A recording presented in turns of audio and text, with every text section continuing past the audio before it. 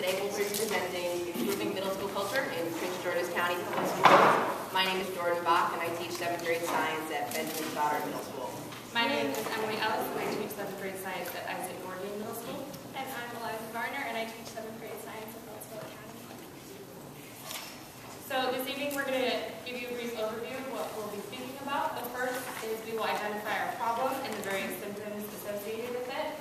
We will introduce our intervention and our rationale behind it, and finally we will let you know about how our program would actually be implemented and why it would be important. So I know many people ask, why middle school? Well, for me, when I applied for Teach for America, middle school was my first choice because I know that middle school is a pivotal moment when students decide whether or not they want to pursue an academic career. I know for me, my middle school years were the time that I realized I really like school and I'm kind of good at it. Also, the research shows that across content area, this actually says 8th grade achievement, sorry, I didn't show up. It shows that achievement in 8th grade is the most significant indicator of whether or not students are taking decisive steps towards a career and college. So therefore, in all of our middle school students need, therefore, for our students in middle school to achieve the success, we need to implement a school-wide framework dedicated to organization and personal accountability in order to help all students leave middle school prepared for high school and college. There are three main causes as to why our students are not performing at the level they are capable of. The first is something I see in one of my students daily. Emil is one of the brightest 7th grade students I teach. He is the first to understand a concept and achieve mastery. However, he is not succeeding at the level he could be because he, like many other students, is not connecting his effort with success. Furthermore, our students are also lacking in problem-solving skills and they struggle controlling their emotions. Our proposed intervention would have 3 components that directly address organization, problem-solving, and emotional efficacy. We recommend expanding AVID in conjunction with redefining and reinforcing school creed and character.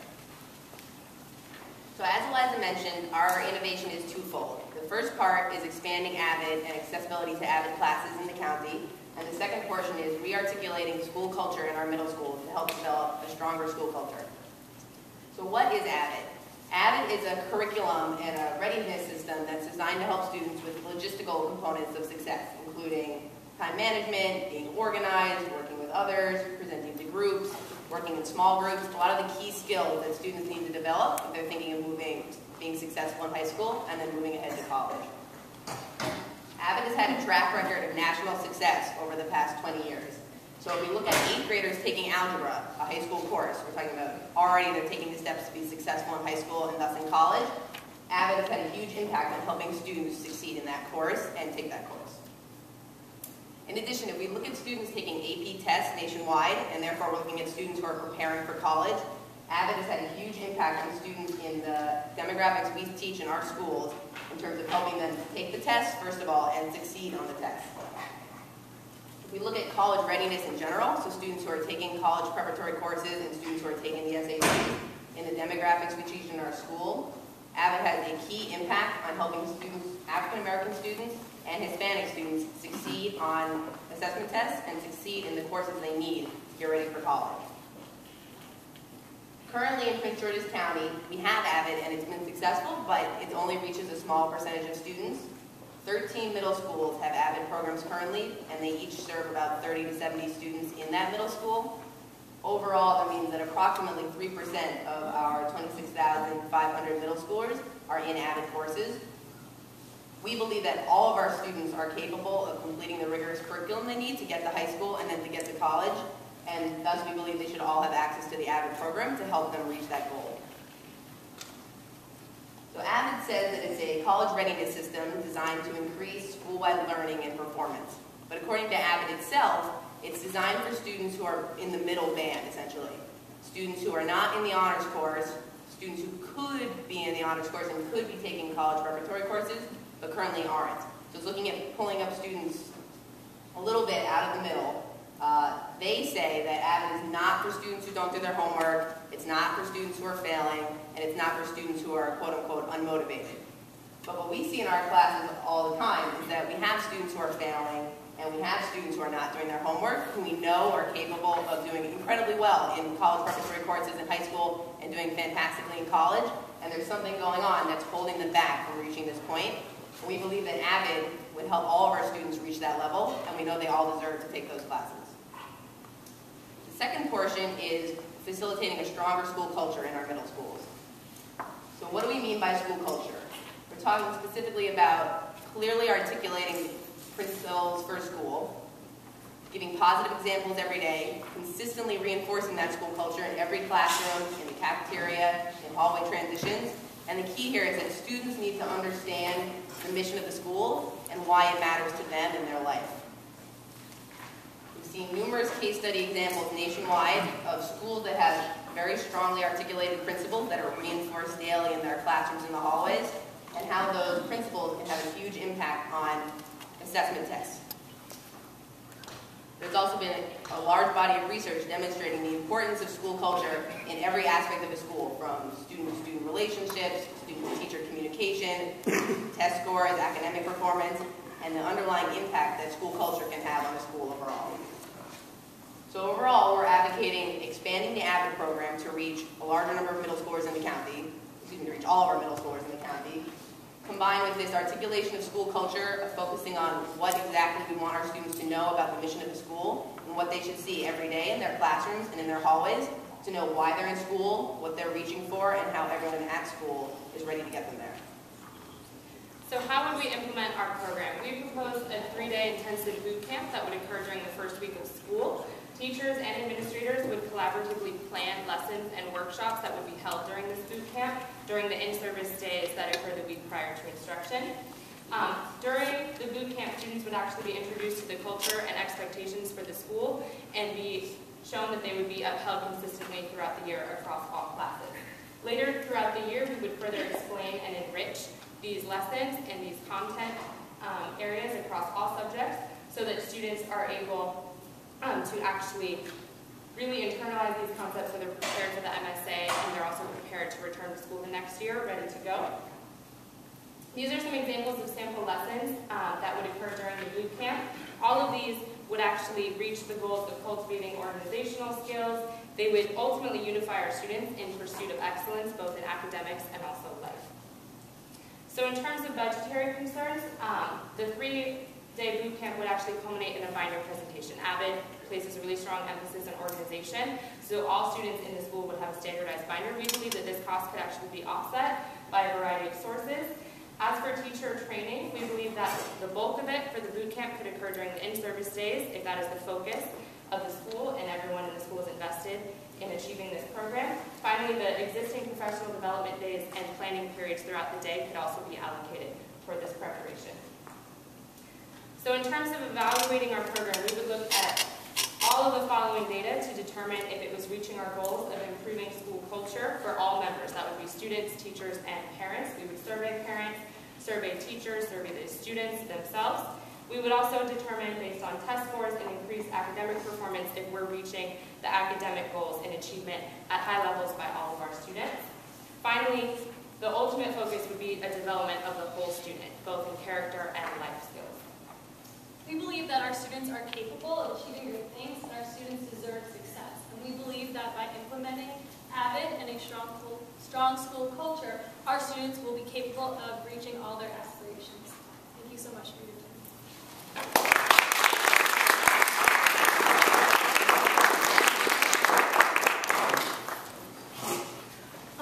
One of the questions that I had an opportunity to visit AVID class at Ellis Just, and I was very impressed. I would like to see it school-wide too, but I want to know, did you do any research on the data as far as these kids that are actually presently taking the AVID courses? How are their academic scores or their test scores are showing them compared?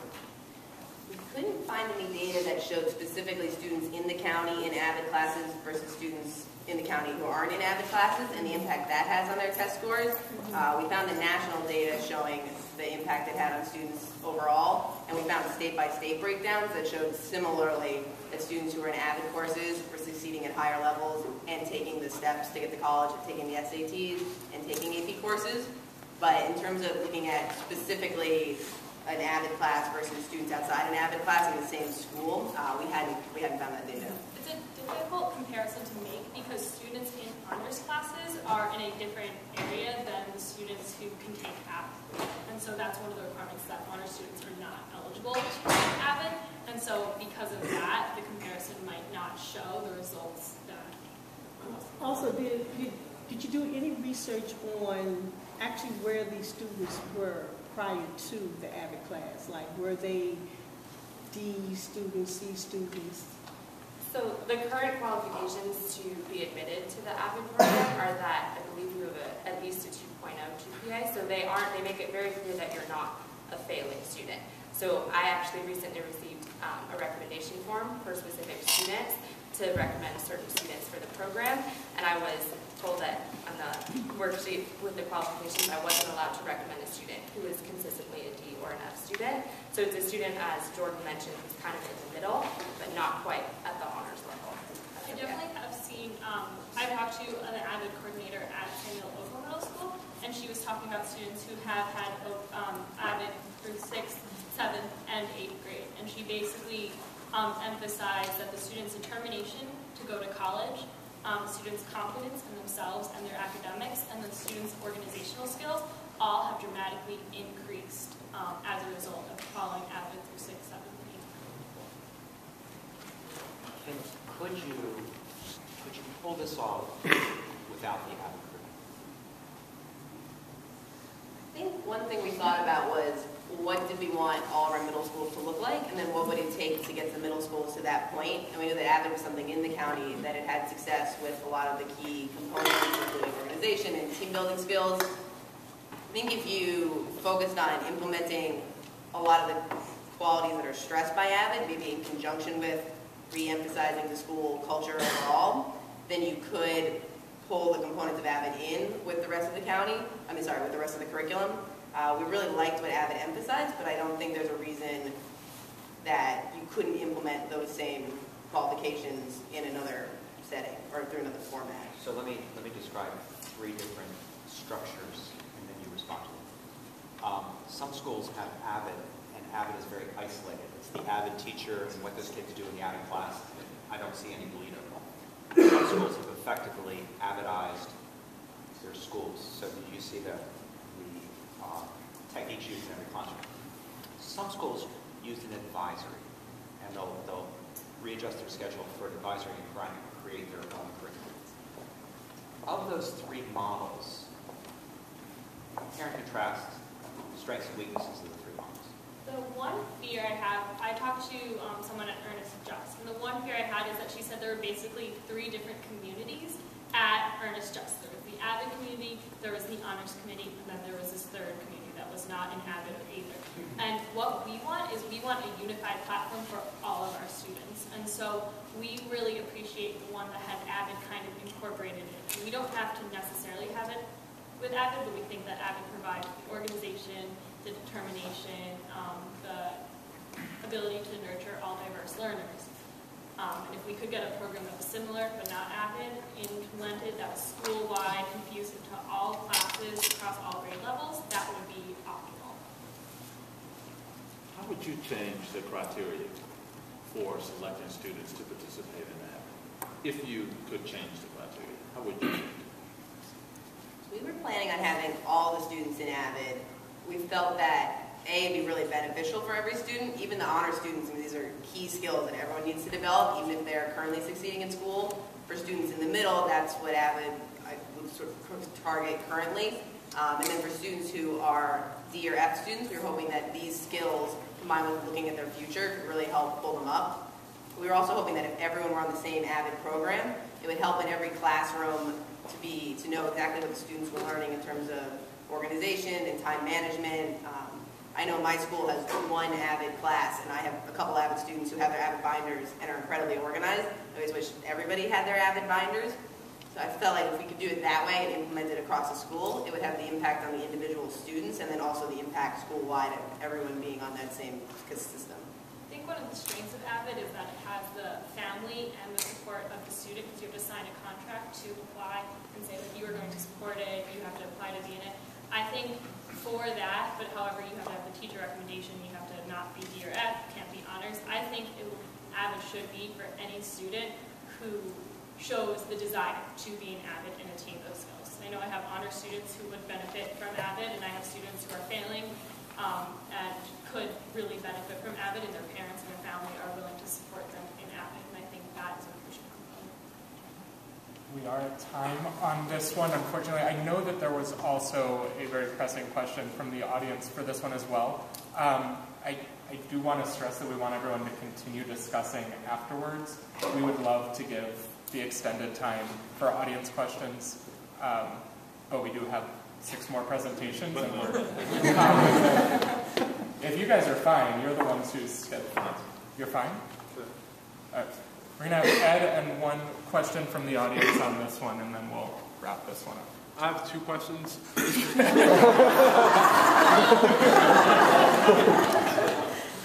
Dr. Heiss used to this. This is not a board meeting.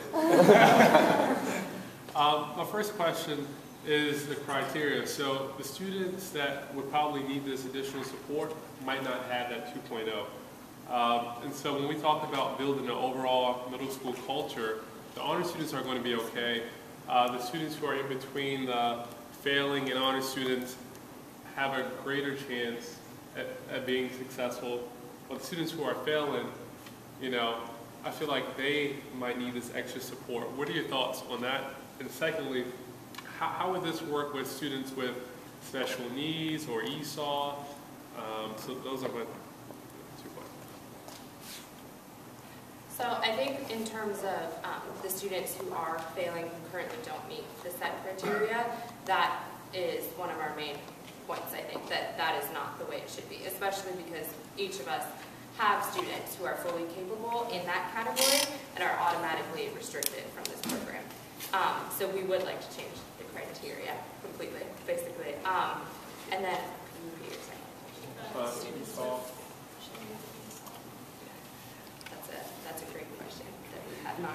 I mean, I think that our program would support the students with special needs as well as ESOL, because the values that we would be influencing throughout the school are beneficial to all students regardless of their learning situations.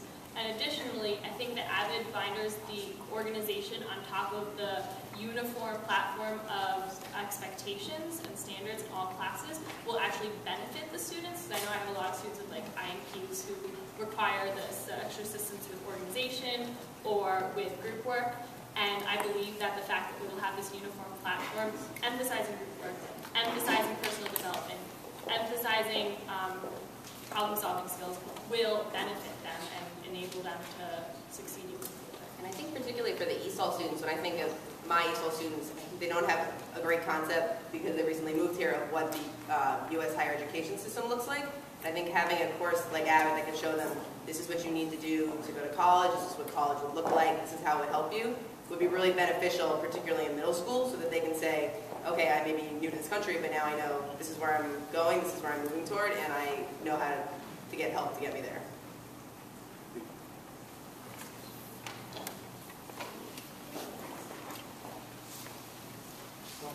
One of the Jones told me to be quiet. It's really important. Christian Rose with the Prince George's County Educators Association, and first of all, I say I'm a strong proponent of Avid. I actually participated in Avid as a student and also as a student teacher in North Carolina, so I definitely love the program. I know the program is very costly. It costs a lot of money to implement it the right way. I think the system has done a spotty job due to the lack of funds.